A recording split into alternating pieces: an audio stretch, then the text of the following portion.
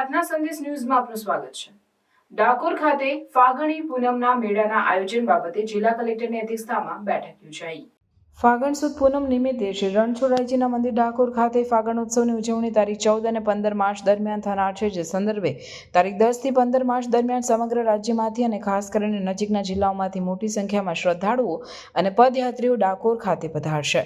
માટે કાયદો અને વ્યવસ્થા, જાહેર વ્યવસ્થા તથા યાત્રાળુઓની સગવડ, તેમની સલામતીના સુચારુ આયોજન માટેની પૂર્વ તૈયારી જેવા વિવિધ આયોજનો બાબતે જિલ્લા કલેક્ટર અમિત પ્રકાશ યાદવની અધ્યક્ષતામાં ડાકોર સર્કિટ હાઉસ ખાતે બેઠકનું આયોજન કરવામાં આવ્યું હતું। આ બેઠકમાં સમગ્ર મેળા દરમિયાન સમગ્ર ખેડા જિલ્લામાં કાયદો અને વ્યવસ્થાની જાળવણી જળવાઈ રહે તે માટે ખાસ સૂચનો આપવામાં આવ્યા હતા। ખાસ કરીને દર્શન કરતી વખતે થતી ભાગદોડ રોકવા માટેના ખાસ આયોજન તથા આડબંધના સુચારુ સંચાલનની કામગીરી તથા ધક્કામુક્કી, નાસભાગ જેવી કોઈ અનિશ્ચય ઘટના ન બને તે માટે આગોતરું આયોજન ગોઠવવા અંગે જિલ્લા કલેક્ટર અમિત પ્રકાશ યાદવ અને પોલીસ અધિક્ષક રાજેશ ગઢિયા દ્વારા માર્ગદર્શક સૂચનો આપવામાં આવ્યા।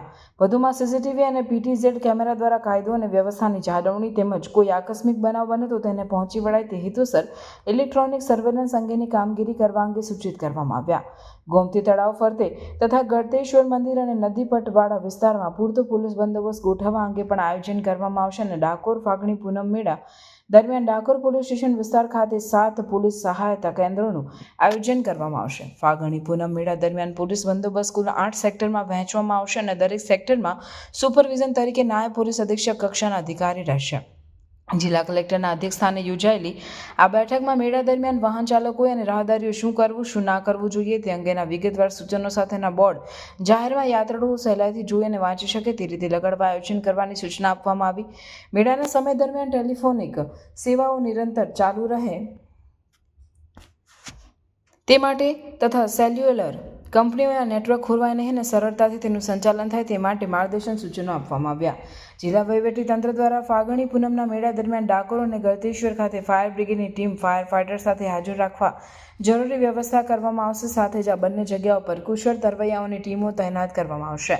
ગોમતી ઘાટની સ્વચ્છતા બાબતે ખાસ આગોતરું આયોજન હાથ ધરવા માટે વિશેષ સૂચના આપવામાં આવી। ગોમતી ઘાટ અને તળાવ ફરતે યાત્રિકોની સલામતી અને સુરક્ષાના આગોતરા પગલાં તરીકે પૂરતું બેરિકેડિંગ તથા પૂરતા પ્રમાણમાં લાઇટિંગની વ્યવસ્થા કરવામાં આવશે। સમગ્ર ડાકોરમાં તથા ખાસ કરીને પદયાત્રિકોના રૂટ પર આકસ્મિક કોઈ બનાવ નહીં બને તેની તકેદારી રાખવા રખડતા ઢોર, જોખમી જાનવરના નિયંત્રણ અંગેની કામગીરી કરવાની સંબંધિત અધિકારીઓને સૂચના આપવામાં આવી। વધુમાં ડાકોર તરફ આવતા સમગ્ર પદયાત્રાના માર્ગો તથા સ્થાનિક ડાકોર વિસ્તારના માર્ગો પર પદયાત્રિકોની સુરક્ષા સંબંધે માર્ગોની યોગ્ય મરામત તથા અકસ્માત નિવારવા જરૂરી સાઇનબોર્ડ વધુ સંખ્યામાં લગાવવા અંગે પણ આયોજન હાથ ધરવામાં જણાવ્યું છે।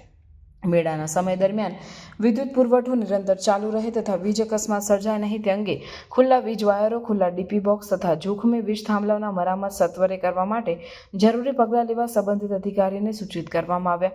પદયાત્રીઓના સમગ્ર રૂટ ઉપર પીવાના પાણીની સુવિધા ઊભી કરવાની કામગીરીની સાથે સાથે ડાકોર શહેરમાં પ્રાથમિક સારવાર, મેડિકલ સુવિધાઓ, દવાઓ, ક્લોરિનેશન, સેનિટેશન વગેરેની વ્યવસ્થા પણ જિલ્લા વહીવટીતંત્ર દ્વારા કરવામાં આવશે। આ બેઠકમાં જિલ્લા વિકાસ અધિકારી જયંત કિશોર, પોલીસ અધિક્ષક રાજેશ ગઢિયા, નડિયાદ મહાનગરપાલિકાના કમિશનર GH સોલંકી, નાયબ વન સંરક્ષક અભિષેક સામરિયા, અધિક નિવાસી કલેક્ટર JB દેસાઈ સહિત વહીવટીતંત્રના તમામ અધિકારીઓ હાજર રહ્યા હતા।